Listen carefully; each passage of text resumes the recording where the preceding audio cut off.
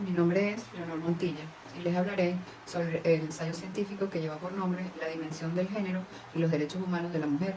En el presente ensayo científico comenzaré haciendo referencia al término género.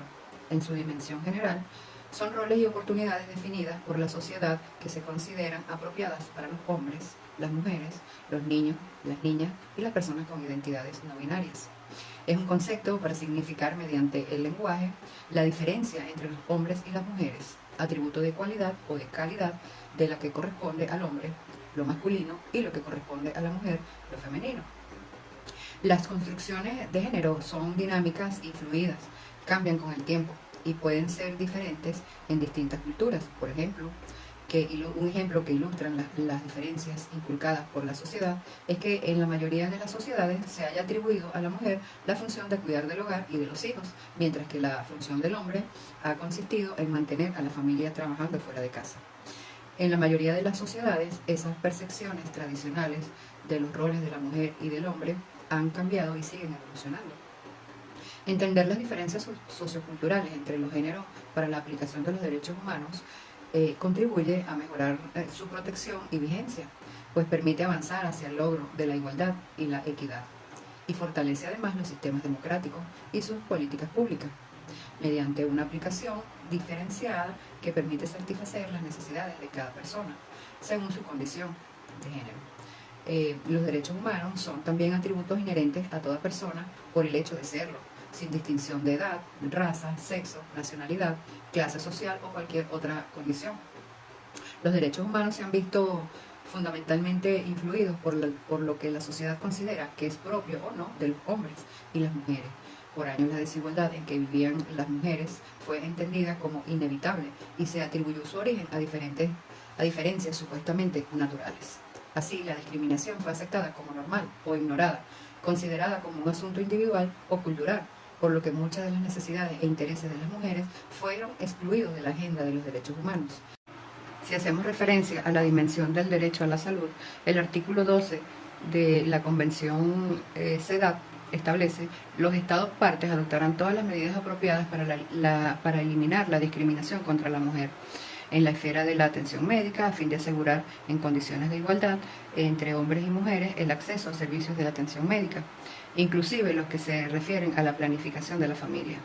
Los Estados partes garantizarán a la mujer servicios apropiados en relación con el embarazo, el parto y el periodo posterior al parto, proporcionando servicios gratuitos cuando fuese necesario y asegurando la nutrición adecuada durante el embarazo y la lactancia.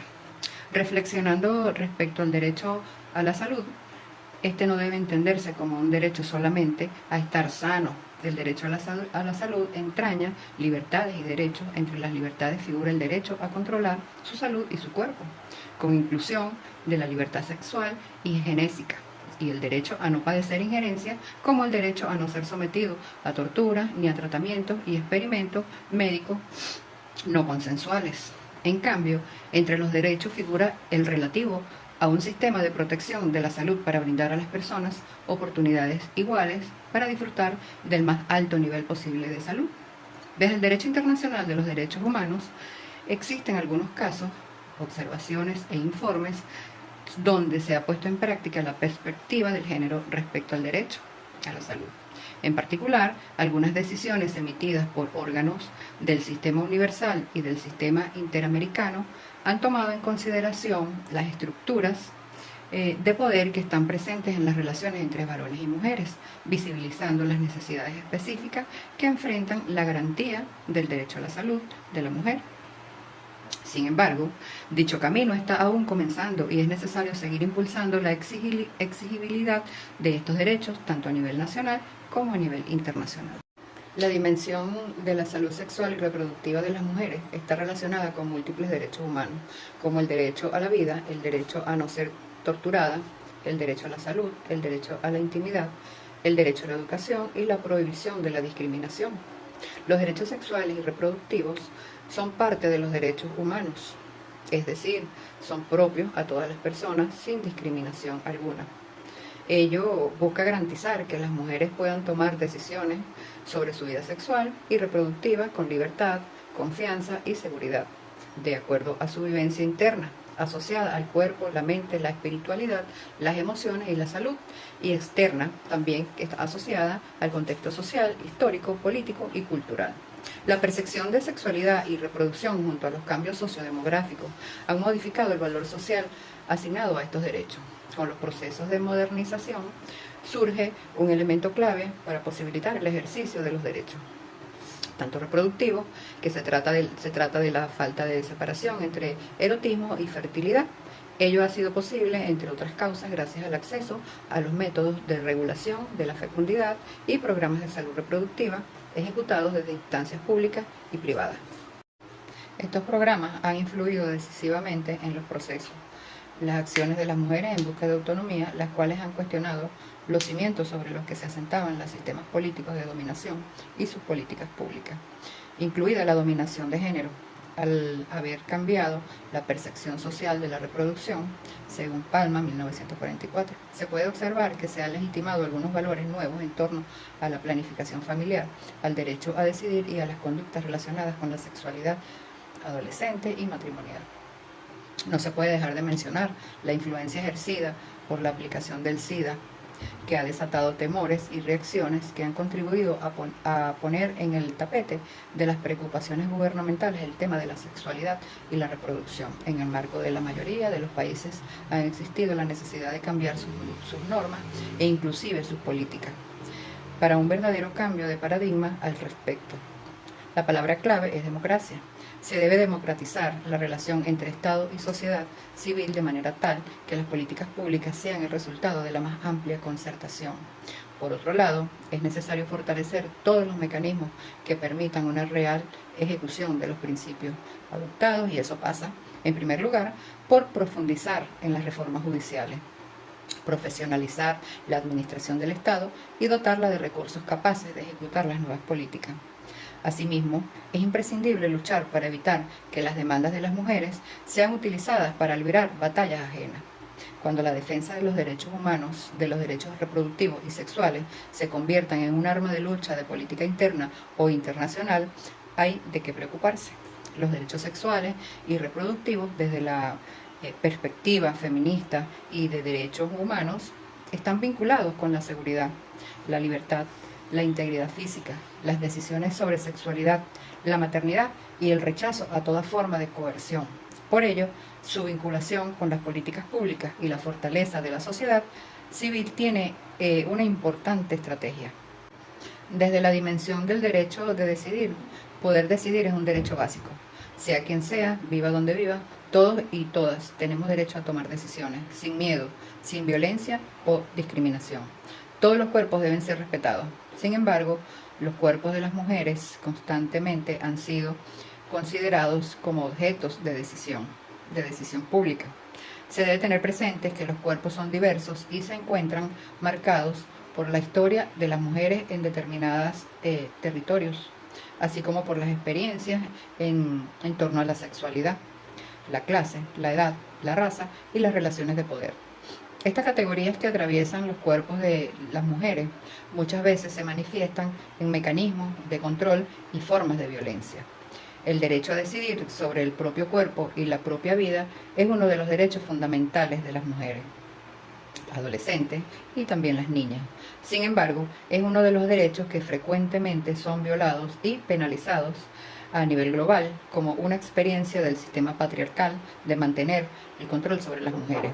En la década de los 70 y 60, o 60 y 70, el movimiento feminista manifestaba que lo personal es político, lo cual refiere a una concepción nueva de la política más allá de la concepción convencional de lo político. Aunque anteriormente algunas pensadoras plantearon la necesidad de transformaciones desde lo privado para que las mujeres pudieran actuar en lo público, como por ejemplo la clara voz de Alejandra Kolonstein con su libro Mujer sexualmente emancipada, o El cuarto propio de Virginia Woolf. Fue en la década de los 70, en el siglo XX, que esta idea adquiere un significado especial al politizar lo privado y llevarlo al ámbito público. Algo tan personal como la sexualidad está definido desde lo público, desde las reglas sociales del patriarcado, desde la inoperancia de los gobiernos que no se preocupan por hacer políticas públicas y acciones coherentes con la realidad desde mandatos religiosos que no permiten que las personas vivan sexualidades plenas y responsables. A veces es desde lo público que se puede lograr cambios en lo privado, en la intimidad. Y por eso es que las feministas entendamos que es la única manera de luchar por nuestra felicidad, por nuestra sexualidad o por el derecho a decidir. Es organizar. Las diferentes formas de violencia es otra dimensión del género. Es un gravísimo problema contra el cual han luchado las mujeres históricamente. Problemas que encuentran sus raíces profundas en las características patriarcales de sociedades donde prevalecen estructuras de subordinación y discriminación contra las mujeres. Se trata pues de una violencia que se dirige a las mujeres por ser consideradas por sus agresores carentes de derechos como la libertad, el respeto, la capacidad de decisión y del derecho a la vida. Todas las sociedades han permitido el maltrato y la violencia por razones de sexo para subyugarlas y descalificarlas. Para comprender el problema se debe analizar desde la perspectiva de género, pues son tácticas de control con el objetivo de mantener y reproducir el poder patriarcal sobre las mujeres. La violencia contra las mujeres y las niñas es una de las violaciones más generalizadas de los derechos humanos en el mundo. En el mundo se producen muchos casos cada día en todos los rincones del planeta, lo que genera graves consecuencias físicas, psicológicas, económicas, tanto a corto como a largo plazo, al impedirles participar plenamente y en pie de igualdad en la sociedad. Para comprender los tipos de violencia contra la mujer, es importante resaltar que la violencia va más allá de un acto de agresión física. En estos últimos tiempos, debido a la pandemia, el exceso de convivencia ha generado mayor violencia. La falta de recursos económicos también puede provocar violencia. El término se utiliza principalmente para subrayar el hecho que las diferencias estructurales de poder basadas en el género colocan a las mujeres y niñas en situación de riesgo frente a múltiples formas de violencia. Debo hacer mención a algunos grupos de hombres y niños que también pueden ser blancos de esa violencia.